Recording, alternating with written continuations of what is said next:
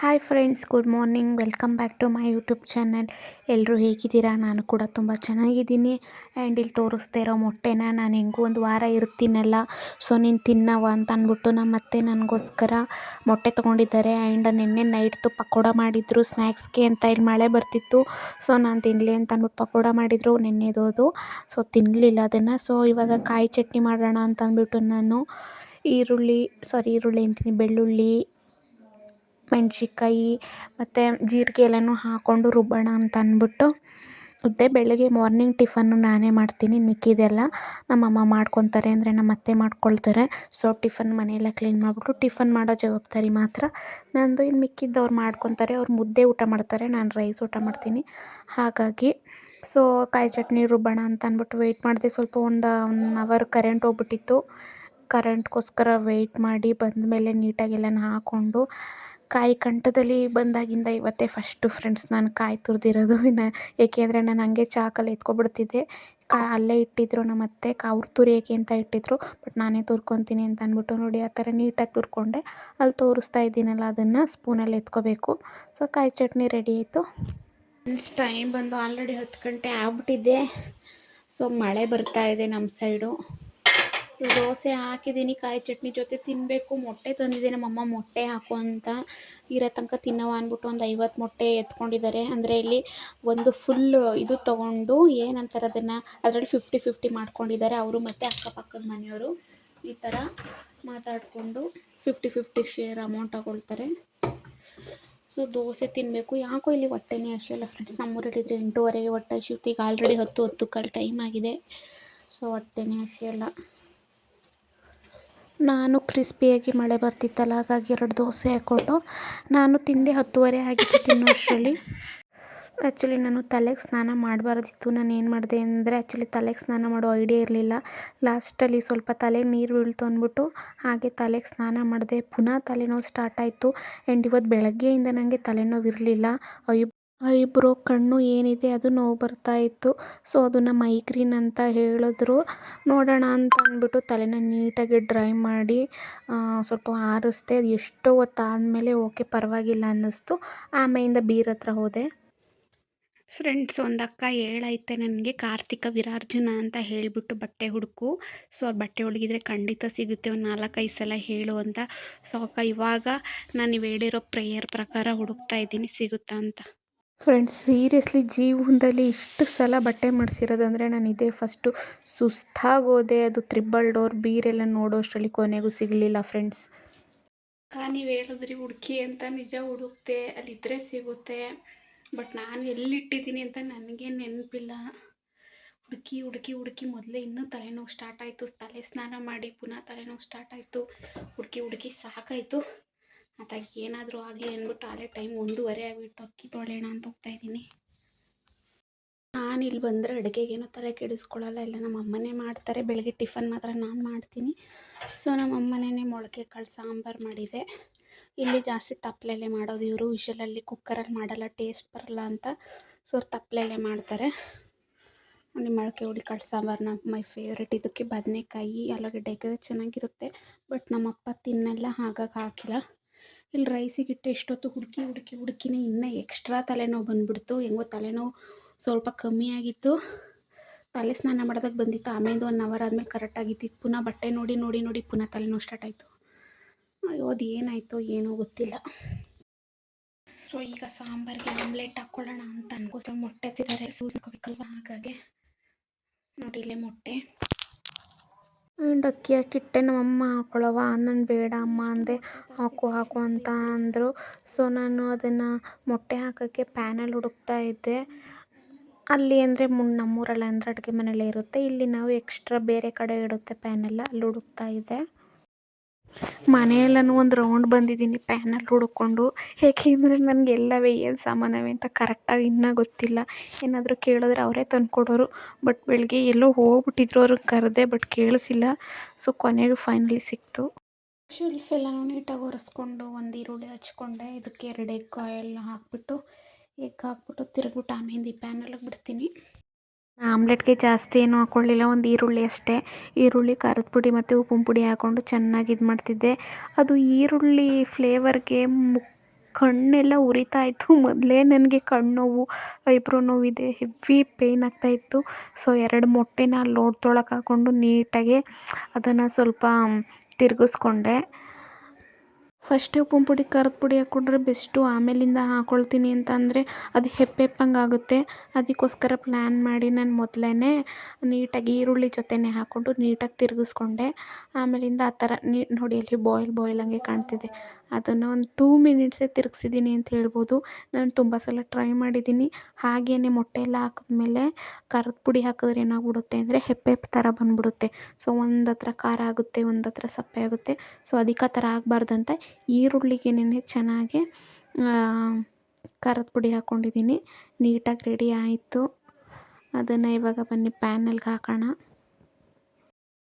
ಬನ್ನಿ ಇವಾಗ ಪ್ಯಾನ್ಗೆ ಎಣ್ಣೆ ಹಾಕೋಣ. ಸೊ ಎಣ್ಣೆ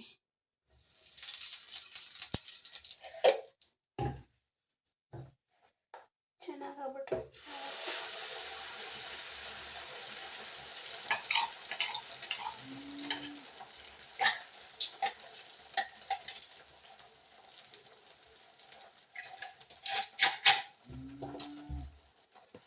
ಸುಮ್ಮನೆ ಬಿಟ್ಟೆ. ಅದೇ ಒಂದು ಶೇಪ್ ಇತ್ತು, ಇನ್ನೇನು ಅಳ್ಳಾಡ್ಸೋಕ್ಕೂ ಹೋಗಲಿಲ್ಲ.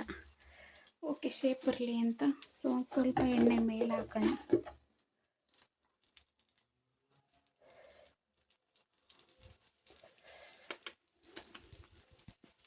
ಶೇಪ್ ನೀಟ್ ಹಾಕ್ತೆ, ತೆಗಿವಾಗ ಬರಲಿಲ್ಲ.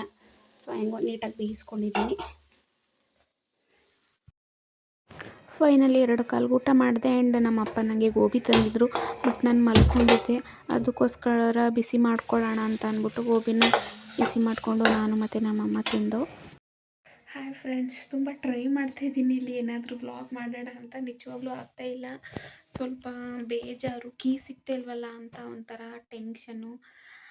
ಹಾಗೆ ಇಲ್ಲಿ ಬೇಜಾರು ಅಂತ ಅಂದರೆ ಸ್ವಾಗತ್ ಅವರಿಲ್ಲ, ನಮ್ಮ ಪಾಪು ಇಲ್ಲ, ನಮ್ಮ ಅಕ್ಕ ಇಲ್ಲ, ಎಲ್ಲ ಕನೆಕ್ಟಿವಿಟಿ ಇಲ್ಲ. ಹಾಗಾಗಿ ಸೊ ಆರಾಮಾಗಿಲ್ಲ ಅಂತಲ್ಲ, ಬಟ್ ಏನೋ ಒಂಥರ ಬೇಜಾರು.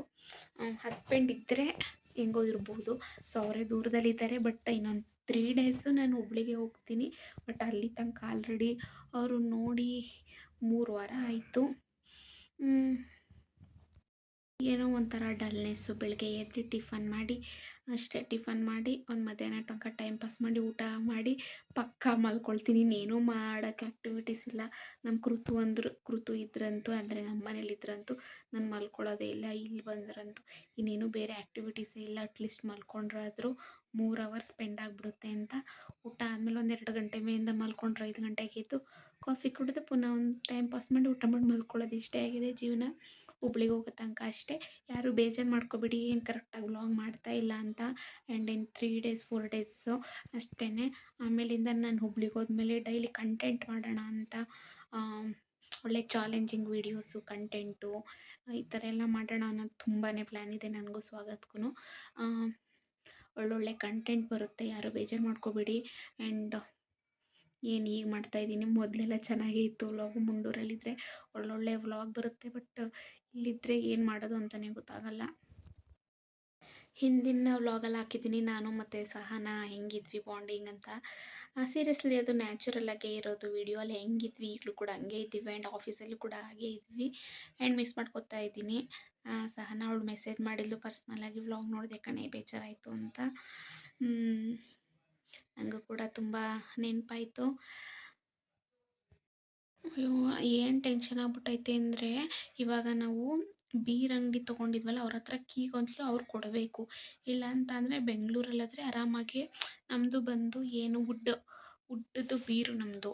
ಬೆಂಗಳೂರಲ್ಲಾಗಿದ್ದರೆ ವುಡ್ ಬೀರ್ದು ಕೊರೆಯೋರು ಇರ್ತಾರಲ್ಲ, ಮೊಳೆ ತೆಗಿಯೋರು, ಅವರು ಮನೆಗೆ ಬರ್ತಿದ್ರು ದುಡ್ಡು ಕೊಟ್ಟರೆ. ಬಟ್ ಇಲ್ಲಿ ನಾವು ತೊಗೊಂಡಿದ್ದು ಬೆಟ್ಟದಪುರದಲ್ಲಿ ಬೀರ್ ತೊಗೊಂಡಿದ್ದು. ಓಕೆ 8,000 ರೂಪಾಯಿ 8,500 ರೂಪಾಯಿಗೆ ಚೆನ್ನಾಗಿರೋ ಬೀರೇನೋ ಕೊಟ್ಟರು. ಬಟ್ ನಾವು ಶನಿವಾರ, ನನಗೆ ಭಾನುವಾರ ನಾವು ಹುಬ್ಳಿಗೆ ಹೋಗ್ತೀವಿ. ಬಟ್ ನಾವು ಶನಿವಾರ ಇಲ್ಲಾಂದರೆ ಭಾನುವಾರ ಬೆಳಗ್ಗೆನೇ ಮಾಡಿಸ್ಕೋಬೇಕು. ಅದರಲ್ಲೂ ಗೋಲ್ಡ್ ಇದೆ. ಸೊ ನಾನು ಅದನ್ನು ಎತ್ಕೋಬೇಕು. ನನಗೆ ಬೇಕು, ಅದು ಬೇಕಾಗಿರೋ ಅಂತಹದ್ದೇ. ಇನ್ನು ಗೌರಿ ಹಬ್ಬಕ್ಕೆ ಮತ್ತು ಭೀಮ್ನ ಅಮಾವಾಸ್ಯೆಗೆ ಎಲ್ಲ ಯೂಸ್ ಮಾಡೋವಂಥ ಐಟಮ್ಸ್ಗಳೇ ಇರೋದು. ಅವ್ರೇನಾದರೂ ಸಿಗಲಿಲ್ಲ ಅಂದರೆ, ಇಲ್ಲ ಅವ್ರೇನಾದರೂ ಬರಲಿಲ್ಲ ಅಂದರೆ, ಇಲ್ಲ ಮಾಡೋಕ್ಕಾಗಲಿಲ್ಲ ಅಂದರೆ ಅಂತ ಬೇಜಾರಾಗ್ಬಿಟ್ಟೈತೆ. ನಮ್ಮ ಅಮ್ಮ ಅಂತೂ ಬೈತೈತೆ. ನಮ್ಮ ಅತ್ತೆ ಮಾವ ಅಂತ ಏನೂ ಅನ್ನಲ್ಲ. ಇನ್ನು ನಮ್ಮಮ್ಮ ಅಂತೂ ಹೆವಿ ಬೈತೈತೆ, ಬರೀ ಇದೆಯಾ, ಬರೀ ಬುಟ್ಬುಟ್ಟಿತ್ತವೇನೆ, ಅದೆಲ್ಲ ಹಾಕಿದೆಯೋ ಏನೋ ಅಂತ ಸಿಕ್ಕಾಬಟ್ಟೆ ಬೇಜಾರಾಗೈತೆ. ನಮ್ಮ ಸ್ವಾಗತ ಏನೂ ಅಂದಿಲ್ಲ, ನೋಡೋಣ ತಡಿ ಬರ್ತೀನಿ ಅಂತ ಅಂದವ್ರೆ. ಏನು ಮಾಡೋದು ಗೊತ್ತಾಯ್ತಲ್ಲ ಫ್ರೆಂಡ್ಸ್. ಅದೇ ಒಂದು ಅಕ್ಕ ಹೇಳಿದ್ರು, ಲತಾ ಪ್ರಸಾದ್ ಅಂತ ಒಂದು ಅಕ್ಕ ಫೋನ್ ಮಾಡಿ ಹೇಳಿದರು ಪಾಪ ಇನ್ಸ್ಟಾಗ್ರಾಮಲ್ಲಿ. ನಾನೊಂದು ಹೇಳ್ಕೊಡ್ತೀನಿ ಆ ಥರ ಹೇಳು ಅಂತ. ಅದು ಬಂದು ಕಾರ್ತಿಕ ವೀರಾರ್ಜುನ ಅಂತ ಅಂದ್ಕೊಂಡು ಹುಡುಕು ಸಿಗುತ್ತೆ ಅಂತ. ಸೀರಿಯಸ್ಲಿ ಅಲ್ಲಿದ್ದರೆ ಸಿಗುತ್ತೆ ಕಾರ್ತಿಕ ವೀರಾರ್ಜುನ, ಓಕೆ ಅಲ್ಲಿ ಬೀರಳಿದ್ರೆ ಸಿಗುತ್ತೆ. ಬಟ್ ನಾನು ಎಲ್ಲಿ ಇಟ್ಟಿದ್ದೀನಿ ಅಂತಲೇ ನನಗೆ ಗೊತ್ತಿಲ್ಲ ಸೀರಿಯಸ್ಲಿ.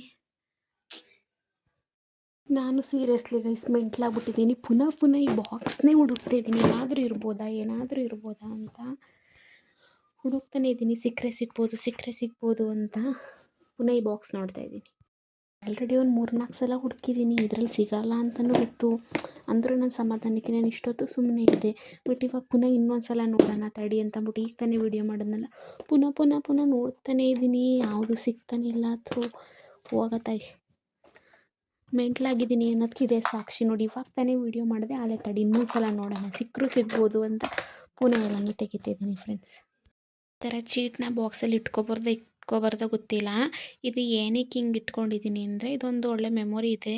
ನನ್ನ ಮದುವೆ ಆಗೋಕ್ಕೂ ಲಾಸ್ಟು ಒಂದು 1 ಮಂತ್ ಅನ್ನಂಗೆ ಒಳ್ಳೆಯದಾಗುತ್ತೆ. ನೀನು ಅಂದ್ಕೊಂಡಿದ್ದೆಲ್ಲ ಆಯಿತು, ಇನ್ನು ಮುಂದಕ್ಕೂ ಒಳ್ಳೆಯದಾಗುತ್ತೆ. ಯಾವುದೇ ಥರ ಪ್ರಾಬ್ಲಮ್ ಆಗ್ದಂಗೆ ಮದುವೆ ಆಗಲಿ, ಏನೋ ಪ್ರಾಬ್ಲಮ್ಸ್ ಬರ್ದಂಗೆ ಅಂತೇಳ್ಬಿಟ್ಟು ಹರಿ ಕರ್ಕೊಂಡೋಗಿ ಏನೋ ಹರಕೆ ಥರನೋ ಏನೋ ಮಾಡಿ, ಅಂದರೆ ಮನಸ್ಸಲ್ಲಿ ಅಂದ್ಕೊಂಡು ಸೊ ಹರಿ ಕೊಡಿಸಿದ್ದು. ಇದು ಯಾವ ದೇವಸ್ಥಾನ ಅಂದರೆ ನೆಲಮಂಗಲ ಹತ್ರ ಗೂಬೆ ಕಾಳಮ್ಮ ದೇವಸ್ಥಾನ ಅಂತ ಇದೆ ನೋಡಿ. Heavy powerful. ಕೆಲವೊಬ್ರು ಗೊತ್ತಿರುತ್ತೆ, ಬೆಂಗಳೂರಲ್ಲಿ ಇರೋರಿಗಂತೂ ಗೂಬೆ ಕಾಳಮ್ಮ ದೇವಸ್ಥಾನ ಅಂದರೆ ಗೊತ್ತಿರುತ್ತೆ. ಸೊ ಅಲ್ಲಿ ಇದನ್ನು ದೇವಿ ಹತ್ರ ಮಾಡಿಸ್ಬಿಟ್ಟು ನಿನ್ನ ಮನಸ್ಸಲ್ಲಿ ಏನಾದರೂ ಅನ್ಕೊ ಅಂತ ಅಂದ್ಬಿಟ್ಟು ನನಗೆ ಈ ಥರ ತಾಯ್ತ ಕೊಡಿಸಿದ್ದ. ಮದುವೆ ಇನ್ನೊಂದು ತಿಂಗಳಿದೆ, ಕರೆಕ್ಟಾಗಿ ಇನ್ನೊಂದು ತಿಂಗಳಿದೆ ನನಗೆ. ಏಕೆಂದರೆ ನಾನು ಲಾಸ್ಟು ಆವಾಗಲೇ ಸಿಕ್ಕಿದ್ದು. ಮದುವೆ ಒಂದು ತಿಂಗಳಿದೆ ಇದೆ ಅನ್ನಂಗೆ ನಾನು ಊರಿಗೆ ಬಂದಿದ್ದು, ಆವಾಗ ಕೊಡಿಸಿದ್ದು. ಸೊ ಅದನ್ನು ನಾನು ಇದರೊಳಗೆ ಇಟ್ಕೊಂಡಿದ್ದೀನಿ ಚೀಟನ್ನ. ಆ್ಯಕ್ಚುಲಿ ನಾನು ಕತ್ತಿಗೆ ಕಟ್ಟಿದ್ದೆ, 1 ವಾರ ಕಟ್ಟಿದ್ದೆ ಅಷ್ಟೇ. ಬಟ್ ಅದೇನಾಗ್ಬಿಡ್ತು ಅಂದರೆ, ಇದು ಯೆಲ್ಲೋ ಕಲರ್ ದಾರ ಇರೋದ್ರಿಂದ ನನ್ನ ಮದುವೆ ಇನ್ನೊಂದು ತಿಂಗಳಿತ್ತು.